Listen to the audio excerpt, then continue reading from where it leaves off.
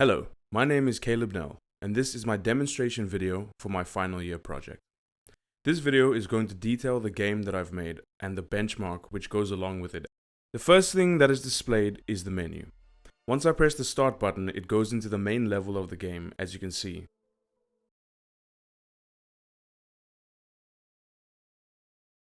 The player has an objective in the top of the screen.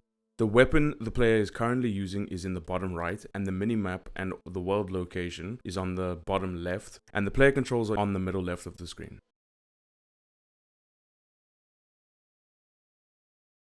This game consists of two movement modes, like in most open-world third-person shooter games. That is to walk or run on foot, and the other movement mode is to drive. The simple mission in this vertical slice demo of this game is that the player will have to park the car in a cornfield in order to conceal their identity. That is because this game's theme is based on stealth. The player will have to then move towards the warehouse on the map, go inside of the warehouse and eliminate the enemy. This level is inspired by Mafia games, Mafia movies, and open-world third-person shooter games, such as Grand Theft Auto 5. As you can see, there are other cars on the road. These cars are made up of artificial intelligence, and I made them to mimic the system of an NPC that is walking around.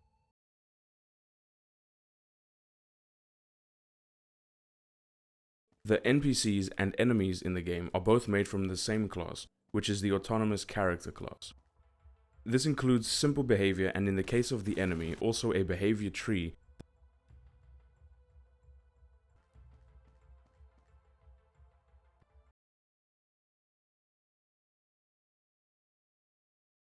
Because this game is a third-person open-world shooter action game, the player also has a weapon that they're able to use. In this case, only a ranged weapon in the form of a pistol. The game is using the likeness of a detective movie or game. That is why there is mysterious music playing in the background.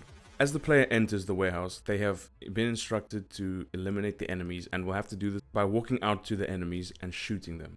However, if they are spotted while performing this task, the enemy will walk towards them and shoot them, and the player will lose health as demonstrated on the health bar. The reason that the player has to walk away from the warehouse and towards the red barn is so that the game can trigger the sequence to end and lead back to the main menu.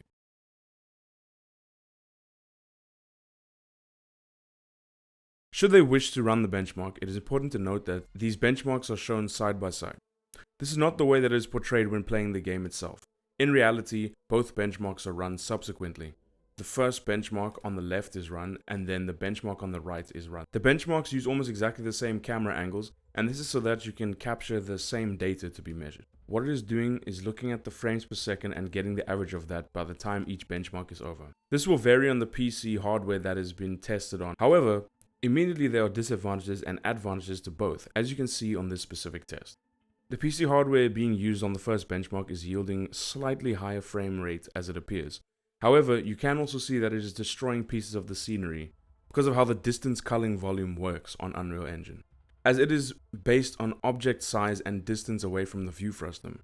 The view frustum culling on the right, however, is the standard practice inside of Unreal Engine and the gaming industry in general.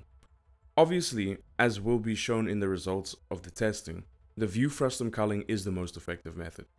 The aim of this project was to see what is the best method for a wider range of hardware. On the few cases that the cull distance volume was higher than the view frustum culling, the advantages were so small and insignificant, and one wonders why this even exists. For older hardware, it seems that this method is more effective, so perhaps in a future iteration, a wise idea would be to have a comprehensive graphics menu, and depending on what graphics card is available, the user will be able to choose which optimization to use. This obviously was not possible in the short amount of time that I had to develop this program.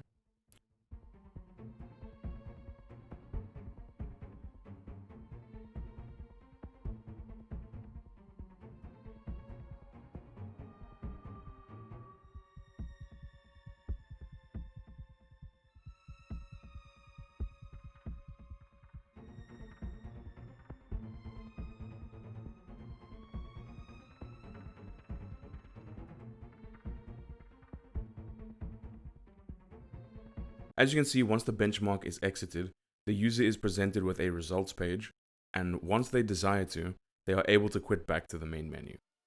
Thank you for watching.